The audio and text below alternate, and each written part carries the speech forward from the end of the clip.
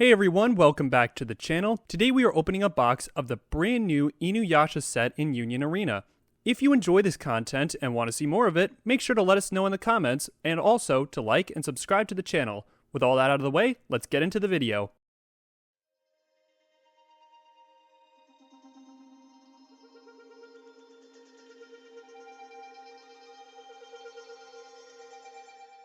Alright, so here we go. Let's crack right into it. A brand new box of the set Inuyasha.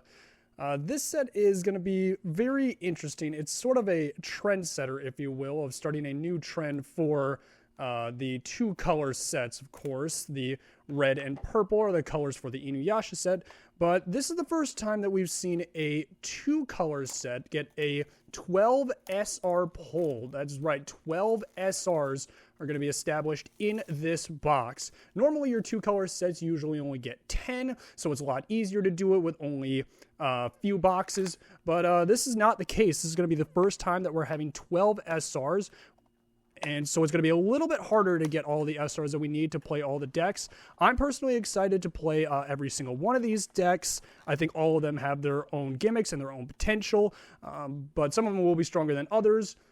So we'll just have to wait and see how things turn out. We will save, of course, this box promotion pack for the very end, because this is one of the packs that Chainsaw Man has a very special chance of being a higher rarity card, whether it's the Raid Inuyasha, the Raid Kagome, or the Raid Sesshomaru in an exclusive artwork. So we'll go ahead and open up. We won't turn it over, of course, until the very end. Hopefully leaving something nice, so we'll just take it, and we're just going to leave it right up here for safekeeping. But with that out of the way, let's go ahead and dive right into it. We are going to go from left to right here, and opening our first pack of Inuyasha. What am I really expecting or hoping for in this? I really want to get the Raid Kagome. I know a lot of people in their openings have not found exactly the best luck with the Raid Kagomes in finding them, but hopefully that will change. So we got Goshinki, the Sango, the Hakudoshi, a Shippo, the zero-cost Sesshomaru, the zero-cost Inuyasha, which was the release event cards for the pre-release, a 1/1 Sango, the Sesshomaru AP Flipper, a 3/2 Totosai, the Miasma, which is the Naraku special. We've got a Kirara, and will we start things off hot? We will. I think that's a star underneath it, and it is a uncommon star. Ooh, a nice 3/1 Kagura. Look at that. That is absolutely gorgeous. And that is a card that, you know, you can play it in the Naraku deck. I personally will play it in my Naraku deck, but I think it's only going to be at 2 of. And to have a nice thing to start things off with a star is actually super, super sick to begin our pack opening. So nice right off rip to start off with a star, and a pretty decent star at that. It's going to be hard to top that, starting things off with a star right off rip, but we'll see what happens. Got a Kaede, Rin, Kirara, the Infant, Better Shape Up, the Dance of Blades, which is a Kagura event, Sango, the Naraku AP Flipper, a Totosai again, a Miasma again, so the same 4 uncommon cards to follow, a 3-drop Rin, played for the Sesshomaru deck, and we got an SR, and it's in red. Ooh, a Fake Zero Shippo. So 2 good hits right off the bat. Fake Zero Shippo is going to be nice, and you can play it in either one of the red decks, but I don't know if it's necessarily a card that needs to be at a mandatory of 4 of in both of the decks. You can play it at 4 if you were planning on going really heavy in your Fake Zeros, like in the Sango Moroku deck. I've been play testing it with 2 and more focusing on a draw discard aspect with the Kagome, but there is a potential to move that in at a 4 of, and it's nice to see that we start with 1. Gumo Koga, the Kagura, Hachi, Fusion, Jiromaru, and Kageromaru, the Double Energy Kagome, the Inuyasha Kagome AP Flipper, the Tenseiga, a 4-drop Sesshomaru, and the luck won't continue, but we will get a 1/1 Kagome. Very nice searcher for the deck, and it's nice to have the ability to go and search out your Inuyashas and your Kagomes, thanks to that 1-drop. Been playing a lot of this as the simulator, as some of you may know, but I never really knew which ones were the rares and which ones were the super rares when I was playing through it. You don't actually see that very often as to what are the high rarity cards. So when I'm opening this for the first time, the genuine surprise as to which one are rares and which ones are, uncommons and whatnot is because I just had no idea what they were. Got the color Jockin. And, we got an SR again. Let's see what we got. Ooh, a 2-drop Rin. Okay, so the Rin is a very interesting one. This is one of the SRs that is not necessarily a 4 of. In a lot of the decks, you can play it at 4 if you want to, but you can also get away with it playing at 3, as really the only purpose it serves is to be revived off of the either 5-2 Sesshomaru or the Raid Sesshomaru, but more or less it's going to be the 5-2 just because it'll play the 5-2 set to active, and thus you will be able to get damage 2 on the card that it's played. So very nice to have, and we're already 2 SRs in and 1 star down, and we have our first AP that's coming up here. You know, it could be a foil AP, that'd be really nice to have, but we've already pulled our stars, so I don't think that's going to happen. We got a Rin, and we got a Sesshomaru AP, very nice looking AP, will go perfectly in our Sesshomaru deck.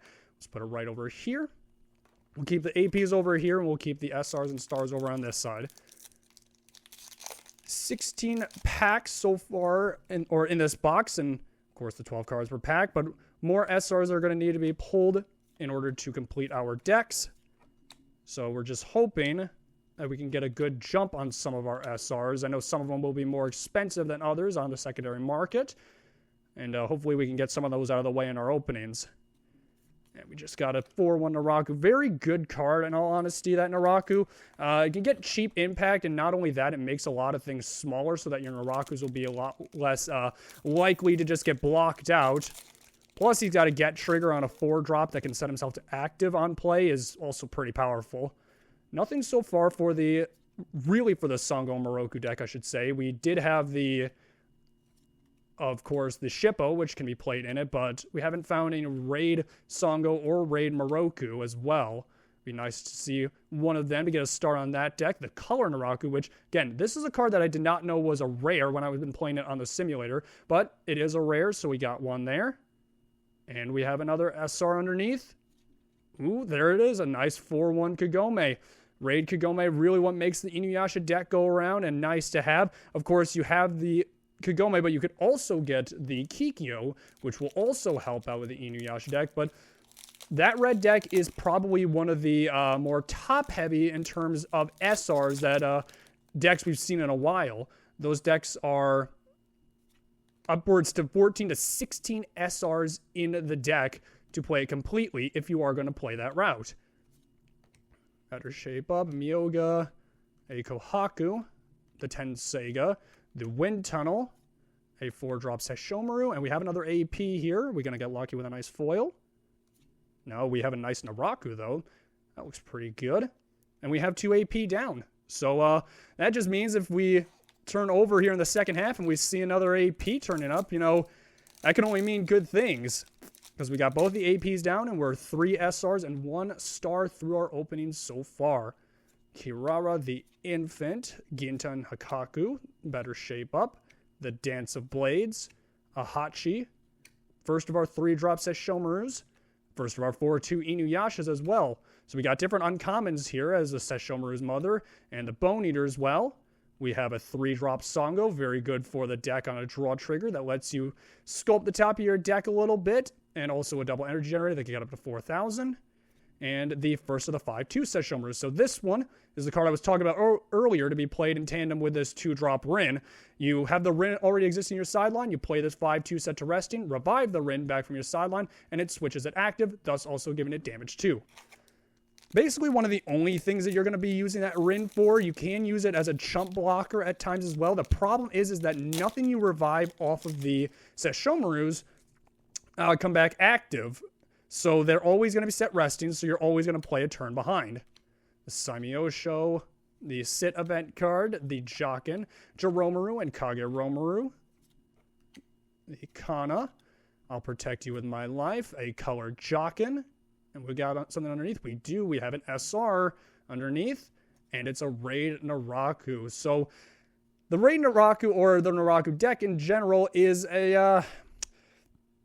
It's going to be an annoying deck. I don't know exactly how powerful it's going to be, but I know it can be very annoying because if you get enough things stacked underneath the Naraku, it's going to have a hard time just your board getting cleared by anything just because every time you knock out a Naraku, if it's got 2 face-down cards underneath it, you just add the raid back to the hand, but if it has 3 cards underneath it, then you get to play back your raid source set to resting on the field. So if you have something like a 2-drop Naraku or one of the 0 Narakus, you can already set up your turns for next play or even slow your opponent down if you get lucky that way. Got the Tenseiga, another Wind Tunnel, a 3-drop Inuyasha, another double energy generator for the Inuyasha deck, and we have another 4/1 Naraku. That's 2 of that Naraku. And right now our SRs are looking pretty good so far. We've got 4. Typically a box holds anywhere between 5 to 6 SRs, so we can expect maybe a couple more as we're going through here. And maybe we get some last pack luck, but we'll see. The Onigumo, Ahachi, the Fusion card, Naraku. This is one of the ones that's a good one to play back off of the raid, as it saps something by 1,000 when played. Barrier, another color Naraku, and we got another SR underneath it, and I do see a little bit of red right on the end there, so we've got a Raid Moroku. So as I said at the start of it, looking for anything to get this deck going, and a Raid Moroku is definitely a good start. Very powerful card to drop in both the early and late game stages, as you can out anything as soon as he's played with 2,500 or less, but for every event card you remove from your sideline, you tack on an additional 500 BP if Sango is on your board. And when your deck is made up entirely of Sangos and Morokus, it's not really hard to have a Sango or a Moroku on your board to activate either one of their abilities. First of our 0 Kikyos. Okay, new uncommons here. We got a Kagura and the Shikon Jewel Shards, the AP Flipper, and the Determine How to Live, the AP Flipper for the Sango Moroku deck. Our first of the Color Morokus, another chump block that when played, or an activate main, excuse me, you're able to just remove an event card from the sideline, and this card can't be blocked by anything 4,000 or more. So very strong card to have in the late game stages. And the 3/1 Kagura. So this is the Kagura. We got the star of right there, but that's what the non-star looks like. By the way, a lot of the Inuyasha stars just look absolutely insane. This was a very well done in terms of the stars, but even the SRs themselves look good. I think the art and the art they chose from the show are very good and good representations of the characters. And overall, just did a really good job designing this set. The only quarrel I would have, of course, is the fact that this is a 12 SR set instead of your typical 10 on a 2-color set. Fake 0 Inuyasha, the Kana's Mirror, another 3/1 Sango, and we've got another 5/2 Sesshomaru. All right, nearing the last packs here. We've got 2 packs to go. Hoping for some last pack magic. We've got 5 SRs so far and 1 star. So theoretically, we might be able to get another star. Maybe another SR here. We'll see. Hakudoshi, a Shippo. The Kagawaki Hitomi, which is just another Naraku by name. Inuyasha. The Saimyosho. 3-drop Sesshomaru. The 4/2 Inuyasha. Oh, put that one in the wrong one. We'll fix that later. The Bone Eater as well. A Shikon Jewel Shard. Another color Moroku. And we got something underneath here. And it is an SR. Not a star, though, but you can see the SR. And it is a Raid Sesshomaru. Very good card to have. The Sesshomaru deck, I'm not exactly sure how to feel about it right now. I think the deck has potential, but I have not found it just yet. I think that there is something there, but the more times I play it, the more I feel like the boards just get clogged up by a lot of cards that really aren't going to be doing anything throughout the game. But maybe there's something there. We'll see.